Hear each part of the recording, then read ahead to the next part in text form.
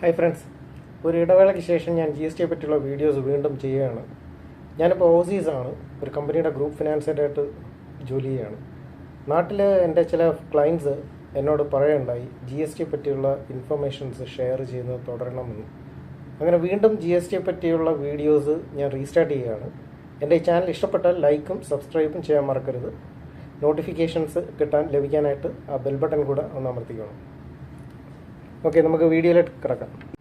അപ്പോൾ ഇന്നത്തെ വീഡിയോ നമ്മൾ ഡിസ്കസ് ചെയ്യുന്നത് ടോപ്പിക് എന്ന് പറയുന്നത് ആർക്കൊക്കെയാണ് ജി എസ് ടി രജിസ്ട്രേഷൻ ആവശ്യമുള്ളത്, എടുക്കേണ്ടത്, ആർക്കൊക്കെയാണ് ജി എസ് ടി രജിസ്ട്രേഷൻ ആവശ്യമില്ലാത്തതും, ജി എസ് ടി രജിസ്ട്രേഷൻ എടുക്കാൻ ആവശ്യമുള്ള ഡോക്യുമെൻറ്റ്സ് എന്തൊക്കെയാണ്, പിന്നീടുള്ളത് ജി എസ് ടി രജിസ്ട്രേഷൻ എടുത്താനുള്ള ഗുണങ്ങളും അത് എടുത്തു കഴിഞ്ഞിട്ട് നമ്മൾ ശ്രദ്ധിക്കേണ്ട കാര്യങ്ങളും.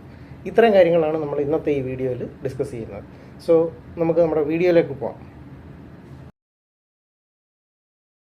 ആദ്യമായി കമ്പൽസറിയായി ആരൊക്കെയാണ് ജി എസ് ടി രജിസ്ട്രേഷൻ എടുക്കേണ്ടത് ശ്രദ്ധിക്കുക. കമ്പൽസറിയായി എടുക്കേണ്ടവർ എടുത്തില്ലെങ്കിൽ വലിയ പെനാൽറ്റി വരാൻ സാധ്യതയുള്ളതാണ്. വാർഷിക വിറ്റുവരവ് 40 ലക്ഷത്തിന് മുകളിലാണെങ്കിൽ, അതായത് ട്രേഡിംഗ് ഓഫ് ഗുഡ്സ് ആണ് ബിസിനസ് എങ്കിൽ 40 ലക്ഷവും, സർവീസ് ബിസിനസ് ആണെങ്കിൽ 20 ലക്ഷത്തിന് മുകളിൽ ആണെങ്കിൽ തീർച്ചയായും ജി എസ് ടി രജിസ്ട്രേഷൻ എടുക്കേണ്ടതാണ്. നമ്മുടെ നാട്ടിൽ 40 ലക്ഷവും 20 ലക്ഷവുമാണ് ത്രെഷോൾഡ് ലിമിറ്റ്. രണ്ടാമതായി ഇൻ്റർ സ്റ്റേറ്റ് ബിസിനസ് ചെയ്യുന്നുണ്ടെങ്കിൽ irrespective of turnover criteria G S T എടുത്തിരിക്കേണ്ടതാണ്. മൂന്നാമതായി സീസണൽ ബിസിനസ് ചെയ്യുന്നവർ, അതായത് ഉത്സവ സീസണിൽ 2-3 മാസം ബിസിനസ് ചെയ്യുന്നവരാണെങ്കിൽ ബിസിനസ് തുടങ്ങുന്നതിന് കുറഞ്ഞത് 5 ദിവസം മുമ്പെങ്കിലും രജിസ്ട്രേഷൻ എടുത്തിരിക്കണം. ഇനിയുള്ളത് ഇ കോമേഴ്സ് ബിസിനസ് ചെയ്യുന്നവരാണ്. ആമസോൺ പോലുള്ള പ്ലാറ്റ്ഫോം വഴിയോ സ്വന്തം വെബ്സൈറ്റ് വഴിയോ സാധനങ്ങൾ വിൽക്കുന്നവർ തീർച്ചയായും എടുത്തിരിക്കണം. ഇനി ഒരു കൂട്ടറുള്ളത് വോളണ്ടറിയായി എടുക്കുന്നവരാണ്. ഏതെങ്കിലും ടെൻഡർ സബ്മിറ്റ് ചെയ്യാനോ അങ്ങനെ അതിലേക്കുള്ള ആവശ്യത്തിലേക്കായി ജി എസ് ടി രജിസ്ട്രേഷൻ എടുക്കുന്നവരുണ്ട്. അതും അല്ലെങ്കിൽ നമ്മുടെ നാട്ടിൽ കസ്റ്റമേഴ്സ് ആവശ്യപ്പെടുന്നത് പ്രകാരം എടുക്കുന്നവരാണ് അധികവും ഉള്ളത്. കസ്റ്റമേഴ്സിന് ITC ക്ലെയിം ചെയ്യാനായി സപ്ലയേഴ്സ് എടുക്കാറുണ്ട്. ജി എസ് ടി എടുക്കേണ്ടാത്തവർ ആരാണെന്ന് ചോദിച്ചാൽ വെജിറ്റബിൾസ്, ഫ്രൂട്ട്സ്, തൈര്, ഉപ്പ് ഇങ്ങനെയൊക്കെയുള്ള എക്സംപ്റ്റഡ് ഐറ്റംസ് മാത്രം വിൽക്കുന്നവരാണ്. അവർക്ക് ജി എസ് ടി ആവശ്യമില്ല. ഇനി ജി എസ് ടി രജിസ്ട്രേഷൻ എടുക്കുന്നതിലേക്കായി എന്തൊക്കെ ഡോക്യുമെൻറ്റ്സ് ആണ് ആവശ്യമുള്ളതെന്ന് നോക്കാം. Aadhaar card, pan card, photograph, അതുപോലെ മൊബൈൽ നമ്പർ ആക്റ്റീവായുള്ള മൊബൈൽ നമ്പർ ആയിരിക്കണം. അതുപോലെ തന്നെ ആധാർ ലിങ്ക് ചെയ്ത നമ്പർ ആയിരിക്കണം. ഒ ടി പി വരുത്തുന്നതിലേക്ക് വേണ്ടിയിട്ടാണ്. അതുപോലെ തന്നെ ഇമെയിൽ ID. പിന്നീട് ആവശ്യമുള്ളത് റെൻ്റ് എഗ്രിമെൻറ്റ് അല്ലെങ്കിൽ NOC. 3 മാസത്തിനുള്ളിലുള്ള യൂട്ടിലിറ്റി ബില്ലിൻ്റെ ഒരു കോപ്പി. ട്രേഡിംഗ് ബിസിനസ് ആണെങ്കിൽ കമേഴ്ഷ്യൽ അഡ്രസ്സ് ആവശ്യമാണ്. വെയർ ഹൗസ് അല്ലെങ്കിൽ ഓഫീസ്, ഷോപ്പിൻ്റെ അഡ്രസ്സ് ആവശ്യമാണ്. സർവീസ് ബിസിനസ് ആണെങ്കിൽ വീടിൻ്റെ റെസിഡൻഷ്യൽ അഡ്രസ്സ് മതിയാകും.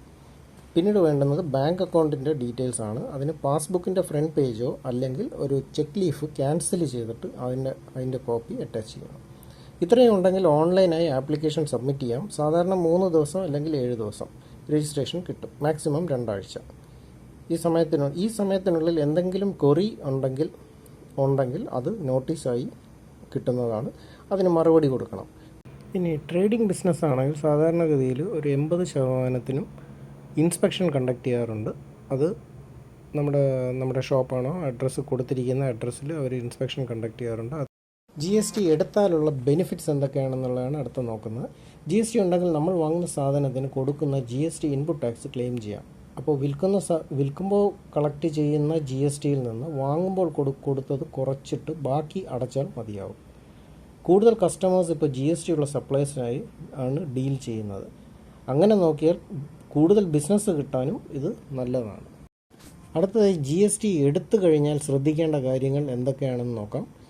CGST SGST റൂൾ 18 പ്രകാരം നമ്മുടെ സർട്ടിഫിക്കറ്റ് ഓഫ് രജിസ്ട്രേഷനിൽ പറയുന്ന പ്രിൻസിപ്പൽ പ്ലേസ് ഓഫ് ബിസിനസ്സിലും അഡീഷണൽ പ്ലേസ് ഓഫ് ബിസിനസ്സിലും നമ്മുടെ രജിസ്ട്രേഷൻ സർട്ടിഫിക്കറ്റ് ഒരു പ്രോപ്പർ പ്ലേസിൽ ഡിസ്പ്ലേ ചെയ്യണം. പിന്നീടുള്ളത് GST രജിസ്ട്രേഷൻ നമ്പർ നമ്മുടെ ബിസിനസ്സിൻ്റെ ബോർഡിൽ ഡിസ്പ്ലേ ചെയ്തിരിക്കണം. CGST റൂൾ 46 പറയുന്ന എല്ലാ ഡീറ്റെയിൽസും ടാക്സ് ഇൻവോയ്സിൽ ഉണ്ടായിരിക്കണം. റിട്ടേൺസ് ഫയൽ ചെയ്യണം. മന്ത്ലി ഓപ്റ്റ് ചെയ്തവർ എല്ലാ മാസവും, കോമ്പസിഷൻ ഓപ്റ്റ് ചെയ്തവർ 3 മാസത്തിലൊരിക്കൽ, ഡ്യൂ ഡേറ്റിന് മുമ്പായി റിട്ടേൺസ് ഫയൽ ചെയ്യണം. അതുപോലെ ആനുവൽ റിട്ടേൺ അതും സമയത്ത് ഫയൽ ചെയ്താൽ പെനാൽറ്റി ഉണ്ടാകില്ല. മാത്രമല്ല കണക്കുകൾ കൃത്യമായി സൂക്ഷിക്കുക. വീഡിയോ ഇഷ്ടപ്പെട്ടാൽ ലൈക്ക് ആൻഡ് ഷെയർ ചെയ്യാൻ മറക്കരുത്. ഇനിയും ഇതുപോലുള്ള ഇൻഫോർമേറ്റീവായുള്ള വീഡിയോകൾ ലഭിക്കാൻ ബെൽ ബട്ടൺ കൂടി ക്ലിക്ക് ചെയ്തോളൂ. Thanks for watching. Signing off Mahesh.